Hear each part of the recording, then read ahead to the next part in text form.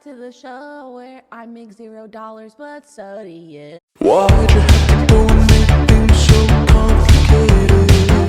I see the way you're acting with somebody else. It gets me frustrated.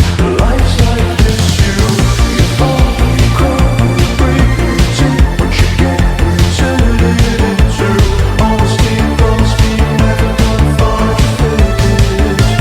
No, no. Welcome. Voice activation required. Sonorous. You do not seek power or popularity. You simply ask, is a thing right in itself? If it is, you do it no matter the cost. Flight crew, prepare for launch. In 3, 2, 1. I'm really proud of this shit.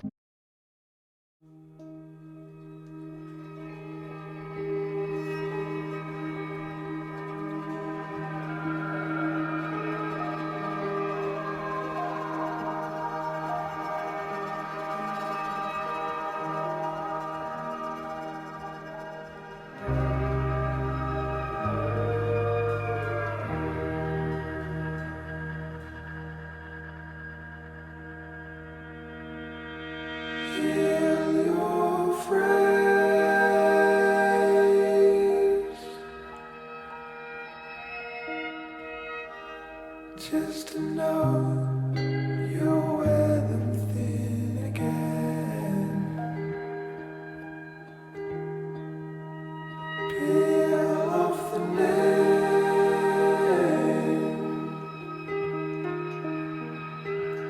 that I gave. I knew you were within. Forget our name, the summer spent within.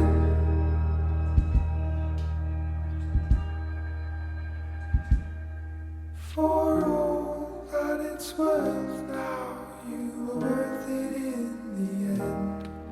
For all of your worth, I would lapse and fall again. For all that it's worth, I would love you till the end.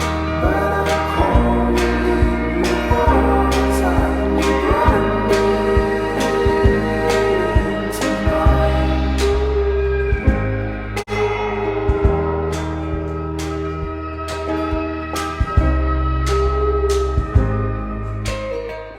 Hey lovelies! So I thought I'd update you a little bit on this week thus far.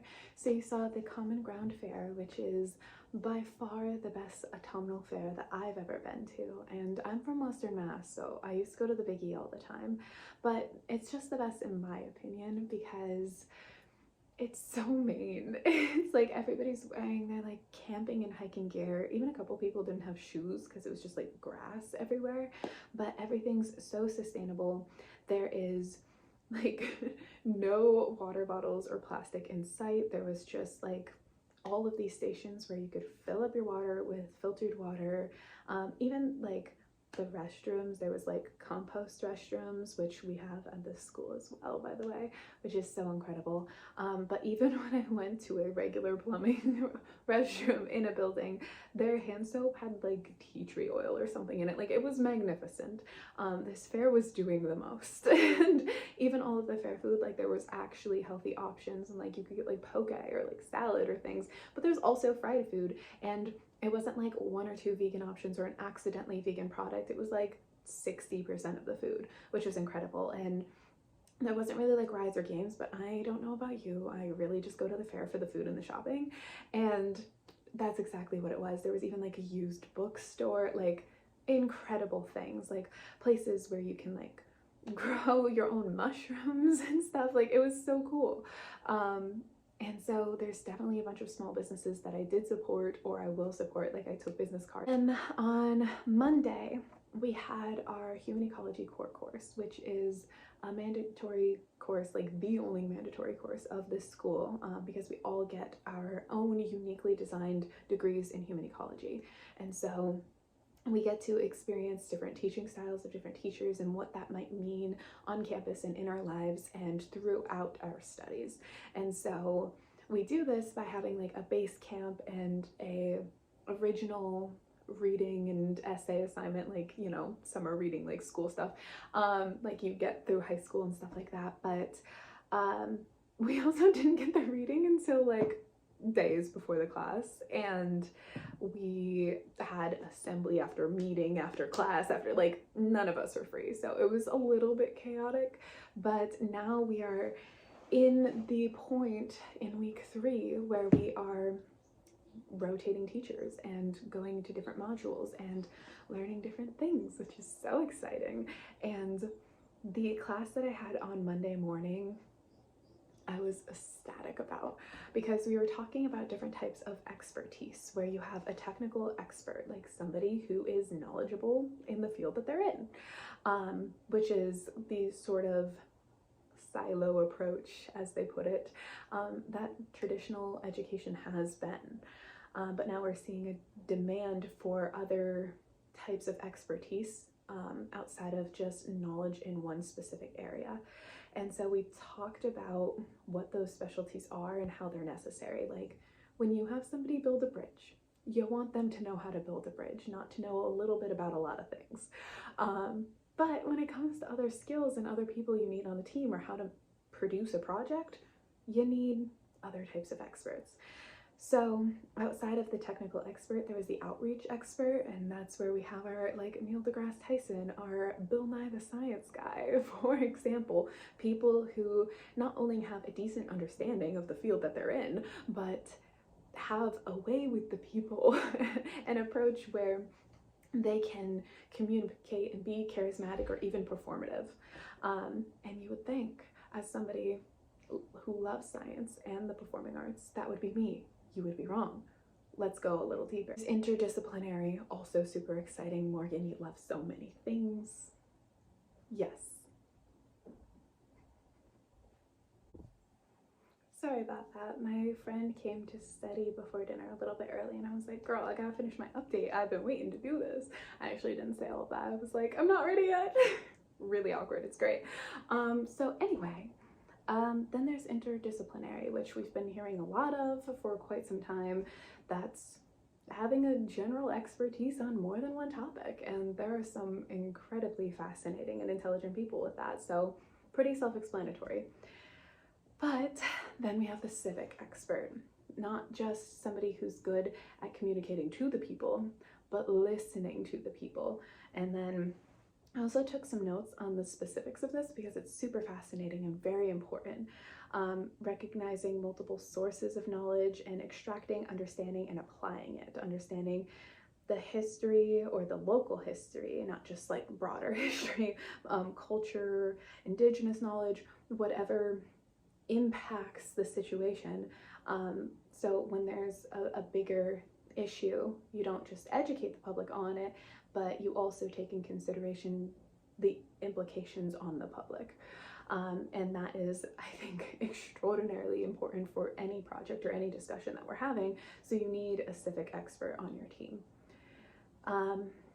And I also, following so many outreach experts and having an interest in, you know, my like major, so to speak, we're all getting one in human ecology, and we're not going to have our like specific focus on our diploma.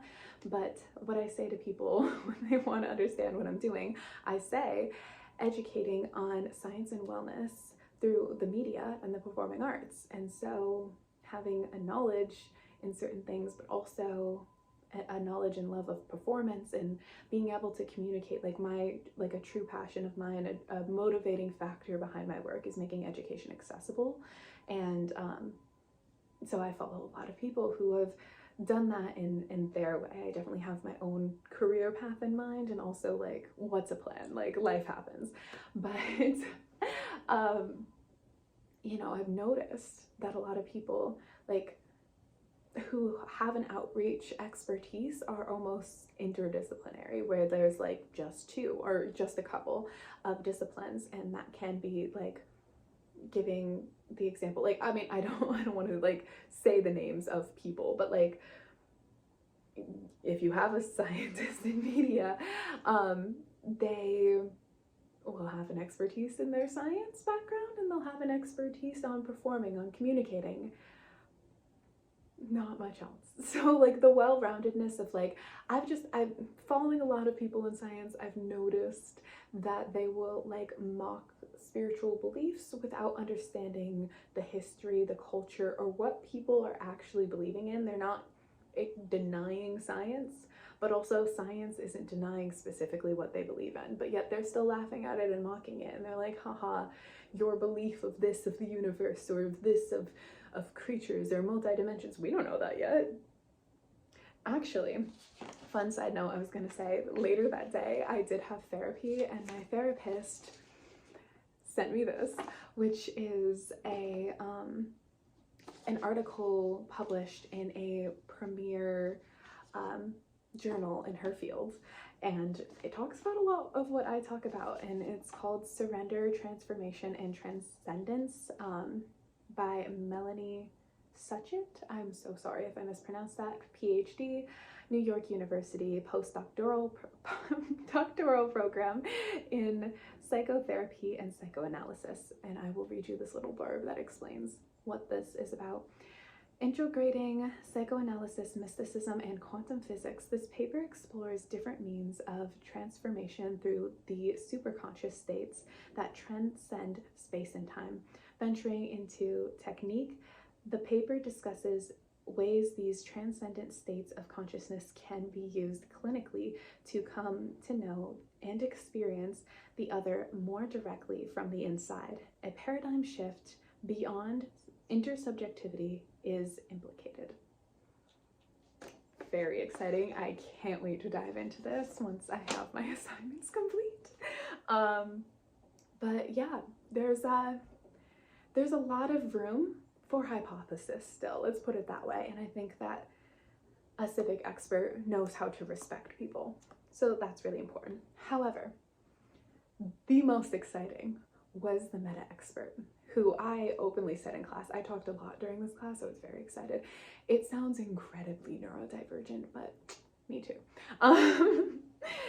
So you don't have a particular degree of specialization, but you're familiar enough to float between all of them, and you end up being the project manager of knowledge, which is such a cool title, and really what I'm most excited about, because I want to know about physics and aerial silks and biology and vocals and chemistry and dance and acting and writing and directing and producing and film and photography and oh my god, so many other things, spiritual things, performative things, sciencey things, mental health and wellness and psychology and philosophy and writing and romance and comedy and so many things. I love people in the world and understanding how and why they work,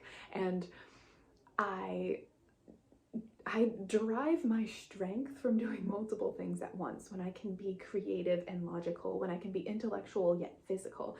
And that's why I decided for this term to take physics and movement training basics, because I needed the ability to bounce back and forth between the parts of my brain. Like I am the kind of ADHD where I need to play music to shower because like it's too boring for my brain. So when I get to challenge things and see them from different perspectives, that perspective has depth, it has value, and it gets so intriguing. And I have like an otherworldly spiritual perspective on the science that I consume, and then I see it from an artist's lens and the beauty in it, and I get so excited. So right now I can see like how movement training and the movement within the equations that we're working with in physics just apply to the greater world and life and the state of consciousness that we're in right now. Like it's nuts. It's so exciting. So, needless to say, I think I might end up being a meta expert. I mean, like, expert seems like a strong label, but like, meta. That's definitely my path. So yeah, it was a really fun class. And then I had physics, and then lunch, and then physics lab. I had therapy in between lunch and physics lab, and I was also like doing laundry and cleaning the kitchen and like putting clothes away because I got my hangers in the mail. Like, things have been chaotic. And then in the evening, I went to circus club. Now I've signed up for like 10 clubs, so it's gonna be kind of sporadic of just when I can do things and just wanting to be a part of the community and learning these skills as much as I can. And even in that short time, learned so much. You guys saw that like little twirling balls thing that I was doing. And I also tried out some of the other tools that were there, and there's like things that I'm interested in and things that like not as much, but we like played games, and we were doing this like really weird one where it was like, so you really had to focus, and it was very similar to my movement training, which I don't know if I've really talked about this in other episodes, but like, hey, maybe you don't watch every episode. If you do, you can skip ahead a couple seconds, but it's based more in like actor training, which I really appreciate because embodiment as an actor was more of a difficulty for me personally. I am a much more like emotional actor than like thinking and moving like the character would, but to be able to be like neutral and make conscious choices is really awesome. But then there's also like a unity aspect of it, which it does help like acting to like be able to read and make like unconscious choices, or subconscious choices I should say, I guess, like as a team. But it also is like imperative in dance because I've worked solo for so many years. I haven't been with a studio, so being able to like intuitively know when we're moving, and not just because of the beat, but because we're moving as a system, it's just such an incredible skill. And so we played a similar game in circus club before I started working on, you know, individual things and seeing what I'd be interested in, because I have a little bit of background in aerial yoga training. I've done split silks a couple times. That's honestly what I want to focus on in the silks arena. I just had quite a decent yoga background, and I was training to teach aerial yoga, but now I might actually teach regular yoga. We'll see. I will get to that in one second. But we don't technically have the equipment for aerial silks at the moment at the school, just because we don't have like a level safe ground at the moment. But I'm like hoping that eventually I can invest in my own, because your girl wants to learn. But yeah, there's so many interesting things. I also still have my stick here. But we also have a pole, like a pole. The school has one. So we might set that up soon and learn that, which will be super exciting. And transferable skills when it comes to like core strength and arm strength and things like that. So, yeah, circus club was super cool. Oh, sorry, the game. My brain is chaotic. The game was like we were throwing this ball to each other in like the same pattern, but then we would add different things where we had to say like the name of a dessert in a different pattern, and then we had to like flip each other off in a different pattern. And so like we're in a circle, and when this person flips me off, I need to flip this person off. But when this person throws me the ball, I have to throw it to this person. But when this person says peach cobbler, I have to say tiramisu. It was wild. But we did pretty good. So yeah, that was really fun. And then this morning I had bagels on the pier with my friend, which was very cold but very wholesome. And there is actually a swim in the Atlantic Ocean tomorrow, and I had signed up for it when it was supposed to be week 1, but now it's week 3. It's much colder. I'm putting my body through a lot of training at the moment, and I'm on my period, so I don't think that's for me tomorrow, but a lot of people are doing it, so I'll get some footage of it. But I definitely want to be somebody who travels to Nordic countries and does polar plunges, but I got 3 more beginning of year swims to do, and yeah, and I'll travel and I'll do it throughout my life, but it doesn't feel like a tomorrow thing. So I think I'm going to email that I'm not doing that. But yeah, it's chilly out there. But yeah, it was delayed 2 weeks because we had a storm and then a gas leak, I believe, like diesel, like a boat on the shore. Anyway, then I had movement training basics this morning, which was super fun. And I met with one of my friends who plays like 10 instruments, super cool. And we talked about doing a open mic. Sorry about that, my storage is getting like a little weird because I had to film things for school on my phone, and then like it was in my deleted folder and it was like an hour-long video, so it took up a lot of space. Anyway, so I decided to stay in the theater because I used to perform for really big crowds, but had PTSD and social anxiety, and then just being quarantined for so many years, and like it's been a while, and like I even said to my friend, like, there's a part of you that just goes like, okay, then just like don't do it anymore. But like you feel a stage and you're like, no, it's home. I can't, it's home. Like when I graduated high school, I got a bouquet of flowers and I almost started crying because it smelled like backstage at like a dance recital. And yeah, so I have to do it. Like my heart and soul calls to it. It feels safe, as scary and unsafe as it feels, you know? It's just like, it's where you belong. It feels like home. Like there's no other way that I could say it. And so I was trying to practice on the stage to kind of like get over that, but then the music teacher who helped set me up with a piano teacher that I will hopefully start taking lessons with soon. Once this job goes through, I will get to the job in a second. I keep referencing it. But yeah, that music teacher, super nice. I was super awkward the other day because I was just like spiraling in anxiety. And like he was like, good morning, and I was like, ah. And then he also set me up with this fourth year that is a senior project, is like helping people produce their music, which is what I want to do. I want to produce my album and learn to produce. And so that music teacher and that fourth year student were both there doing some work. And so I was just like quietly like da, da, da, da, da, da. And I was hitting all the notes, and even like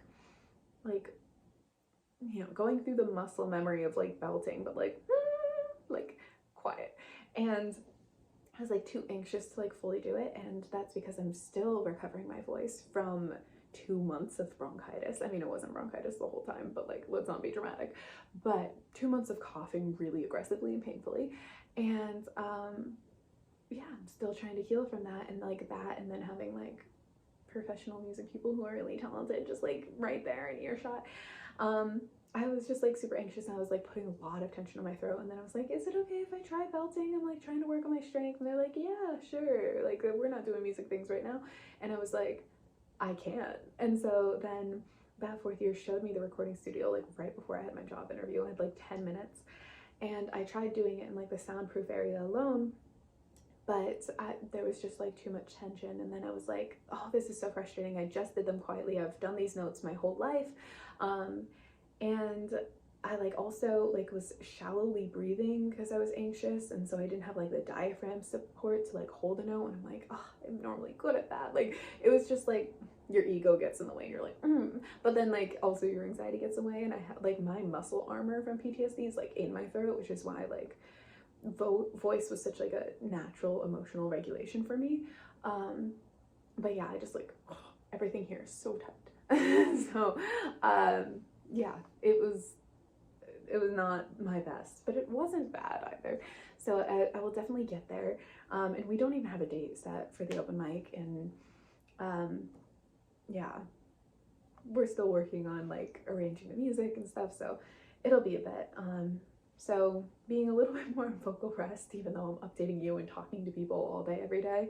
And then yeah, just doing warm-ups and rehearsals with my time as much as I can.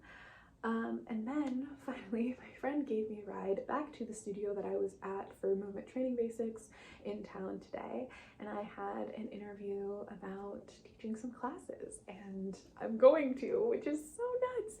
So we're gonna start with like one yoga class because they don't offer a yoga class yet, and like the only studio in town is like this like super elaborate like vacation-y touristy place where they have like an oxygen bar and like a sensory deprivation tank, and it's like so cool, and like I definitely want to try like one of their little like spa experiences, like a term or something, like treat myself, just because it's like such a cool place. But they don't have like a traditional dance studio or a traditional yoga studio, and it's like a town with kids and a lot of artsy ones with a college like this, and I was like, there's a niche in the market. And yeah, so like there's different ways that we can go about it, but it's just going to be my class and I'm going to lead it, I'm going to teach it. And so we're going to start with yoga and then branch out, and I might do like an elderly yoga, I might do kids hip-hop dance, I might do other genres if like the people in town really want like a dance studio. And then like my like long-term career goal is like a little bit separate than this. It's definitely like in these fields, so this is definitely the right path for me, but I don't know, it seems like something that like could organically set up roots, which is like super cool. But like I'm not thinking long term because like I said, I have like 2 companies of my own that I'm looking to launch in the next like, I don't know, half decade. But yeah, I don't know, it's super exciting, and as soon as I get my like tuition squared away, I might be able to work on like getting an emotional support dog and like traveling during my breaks, or you know, whatever works. So that's super exciting. But I'm gonna do some studying with the like limited time we have until dinner now that I've ranted and rambled. But it's been a really lovely week, and let's get to some b-roll of how much better it gets. Oh wait, before we do, also in the car with my lovely friend who drove me, we were just talking about like something that me and all of my friends, or at least like the first years, have reminisced on. I guess that's not the right word. Reflected on? I don't know. My brain's period brain, guys. My brain is just gone. It's just we'll just stop and just be so grateful about where we are. It's so breathtakingly beautiful, and like the air is crisp, and it smells like the ocean, and or like pine depending on where you are, and just like a cute ass town and walking distance, and it's so wholesome. We're so happy. Like we're just like, oh my god, we're so lucky. This is like me personally, I've worked and waited a decade for this. Like I'm absolutely breathtaking. But we also talked specifically on feeling safe, and I was saying that like part of my like panic attack yesterday was like my nervous system slowly realizing that like people can be safe now, and it's just nuts. And like people here genuinely care about you, and it's nuts, and your brain's like, no, it can't be, it can't happen. It can, and it's incredible. We're so fortunate, and it's real life. Like this is like literally over this like I'm in this cute ass village, and I walk over this lovely bridge over like a little like creek, stone creek, that like feeds into the beautiful ocean view that I have like literally from my dorm. And then you keep walking there and you walk right into this like massive stone castle. I live here. That's where I live. That's cute as fuck. Okay, now we can get back to the b-roll and see how much better this week gets. I can't even imagine. Hi. Think about you when I said I've been there too a few times. You got that James Dean daydream look in your eyes. And I got that red lip classic thing that you love.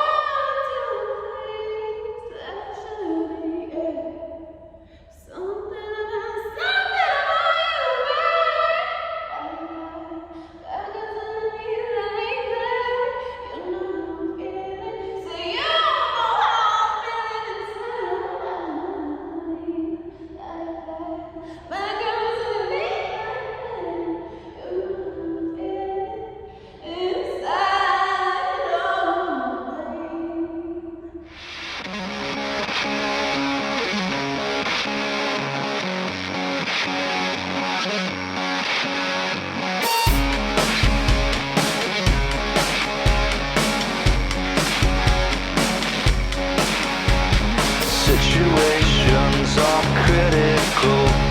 You gotta look first before you go. If you wasn't too sure, then now you know. The situations are critical. Wait, okay, you gotta look before you go. Wait, okay, you gotta look before you go. Deep into the darkness where I hide, the monsters are buried down deep inside. You never know when they're satisfied. Buried down deep where the sun don't shine.